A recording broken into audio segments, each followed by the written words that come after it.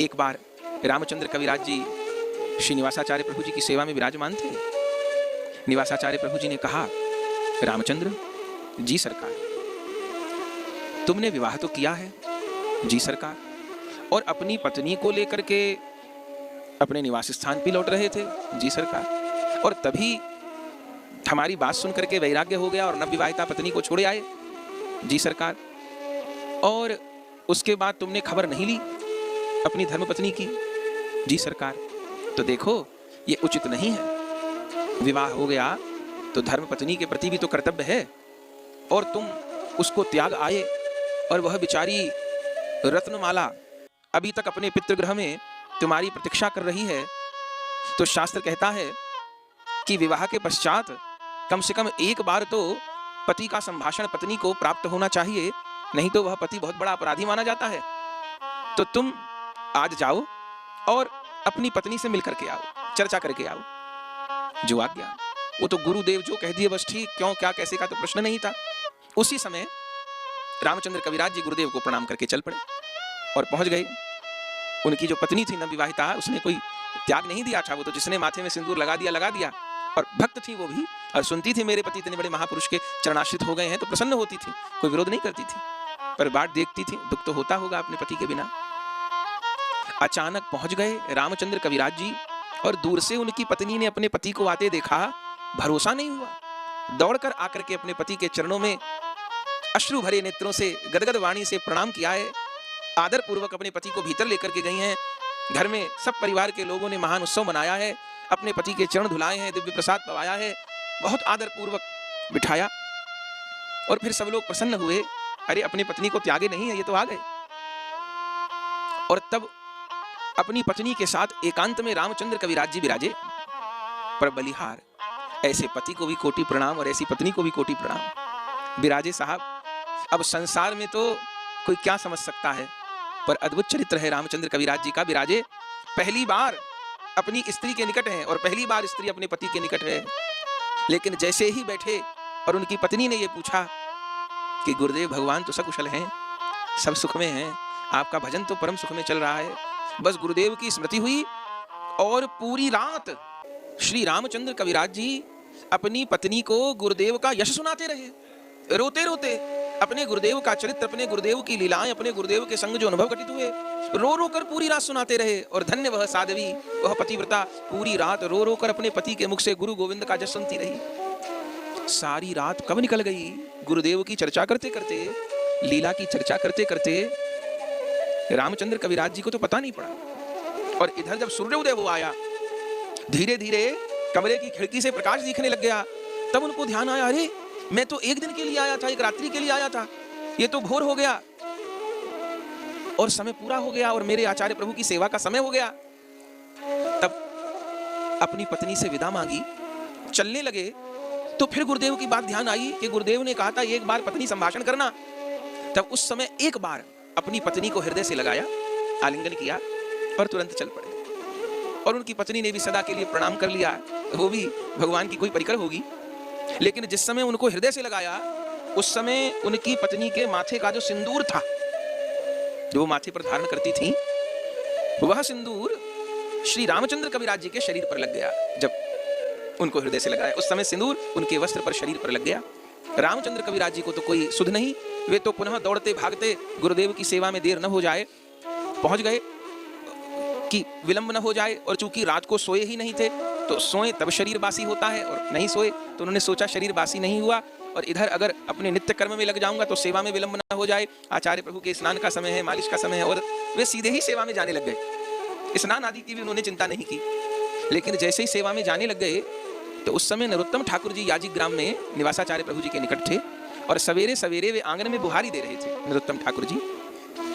और जैसे द्रुत गति से रामचंद्र कविराज जी को आते देखा, तो उनको नहीं पता था कि रामचंद्र कविराज आज कहाँ गए हैं, अवसर नहीं मिल पाया था पूछने का, बताने का। आते देखा तीव्र गति से गुरु जी की सेवा में जा रहे हैं। तब नरोत्तम ठाकुर जी ने कहा, रामचंद्र कहाँ गए थे आप? अब उन्होंने स्पष्ट बिना किसी संकोच के, गुरु जी की आज्ञा थी, पत्नी संभाषण के लिए एक बार घर गया था। अरे अच्छा, गुरु जी की आज्ञा से ठीक है, लेकिन आ रहे हो पत्नी से मिलके, उसके माथे का सिंदूर तुम्हारे शरीर पर लग गया है, स्त्री को छूकर आ रहे हो, अरे कम से कम स्नान तो कर लो, वस्त्र तो पलट लो, स्नान करके शुद्ध अवस्था में गुरुदेव की सेवा में जाना। ये इन चिन्हों को तो कम से कम हटा लो, कोई मर्यादा रही कि नहीं रही। लेकिन रामचंद्र जी तो गुरुनिष्ठ, बड़े सरल भाव से उन्होंने उत्तर दिया कि कोई बात नहीं, कुछ ऐसा नहीं, गुरुदेव की आज्ञा से गया था, वो रत्नमाला का माथे का सिंदूर लग गया होगा, कोई बात नहीं, मुझे सेवा में जाने दीजिए, विलंब हो रहा है। अब इस पंक्ति से तो ठाकुर महाशय जी और नरोत्तम ठाकुर जी को आवेश हो गया सेवा को लेकर के कि तुम बिना स्नान किए स्त्री स्पर्श करके आए हो और सेवा में घुस रहे हो, इतना भी विचार नहीं कि इन चिन्हों को कम से कम मिटा लो। नरोत्तम ठाकुर जी कोई और अनुमान कर रहे हैं, लीला होनी है ना, तो कभी भगवान की लीला शक्ति परिकरों को भी मोहित कर देती है। अरे इन चिन्हों को तो कम से कम हटा लो। लेकिन उन्होंने तो सुना ही नहीं रामचंद्र कविराज जी सेवा के आवेश में। उसी समय श्री नरोत्तम ठाकुर जी, थोड़ा वात्सल्य था रामचंद्र कविराज के प्रति, वो बुहारी लगा रहे थे आंगन में, वो बुहारी लेकर खींच के रामचंद्र कविराज जी के पीठ पे मारी, खींच के पीठ पे मारी। और जैसे ही खींचकर पीठ पे मारी, तब रामचंद्र कविराज जो खोए थे, तब क्योंकि वो हर समय आवेश में ही रहते थे, माने उनको सर्वत्र गुरु में दिखाई पड़ता था, तो जैसे बुहारी खींच के मारी ना, तब रामचंद्र कविराज जी को कुछ बाहें सुध हुई, अरे ये नरोत्तम ठाकुर जी कह तो ठीक रहे हैं, गया था, घर से बाहर गया था, गुरुदेव को तो पवित्र अवस्था में ही छूना चाहिए, बहुत रास्ते में बहुत लोगों से छुआ होऊंगा, स्नान करके सेवा में जाना चाहिए था, अरे गलती हो गई। तब फिर रामचंद्र कविराज जी स्नान आदि कृत्य के लिए चले गए और सोचा कि कोई सेवा है तो नरोत्तम ठाकुर जी हैं वो कर लेंगे। तो रामचंद्र कविराज जी तो स्नान आदि संध्या आदि करने के लिए चले गए और इधर आचार्य प्रभु के, माने श्री निवासाचार्य प्रभु जी के स्नान का समय हो गया और निवासाचार्य प्रभु जी को स्नान से पूर्व अंग में तेल की मालिश की जाती थी और प्रतिदिन वह तेल मालिश की सेवा रामचंद्र कविराज जी करते थे गुरुदेव की, या कभी नरोत्तम ठाकुर जी भी करते थे, प्राय तो रामचंद्र कविराज जी करते थे। आज नरोत्तम ठाकुर जी ने देखा कि आचार्य स्नान के लिए बैठे हैं, रामचंद्र कविराज को तो मैंने संध्या वंदन पवित्र होने के लिए भेज दिया, तो क्या करें।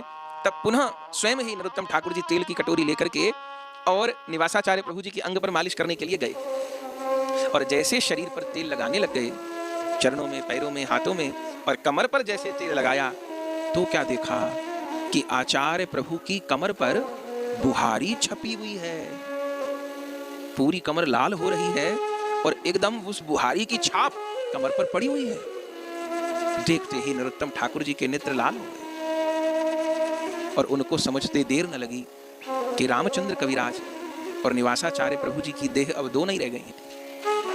अब ये गुरु शिष्य प्रेम की उस अवस्था पर पहुंच गए हैं जहां गुरु और शिष्य की देह का भी भेद खत्म हो जाता है, उस अवस्था पर पहुंच गए हैं। तो मैंने प्रहार रामचंद्र कविराज जी की पीठ पर किया और परिणाम ये हुआ कि उस झाड़ू का प्रहार, उसकी छाप, आघात आचार्य प्रभु की कमर पर छप गई।